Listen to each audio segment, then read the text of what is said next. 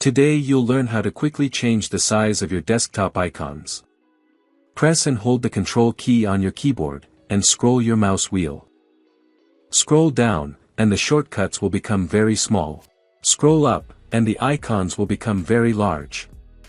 Keep scrolling until you find the size that feels just right. When you want to quickly return them to their previous size, press Ctrl, Shift, and 3 to change them back.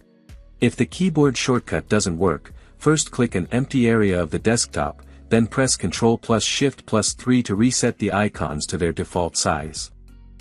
Alternatively, right-click on an empty area of the desktop, point to View, and choose the icon size that works best for you.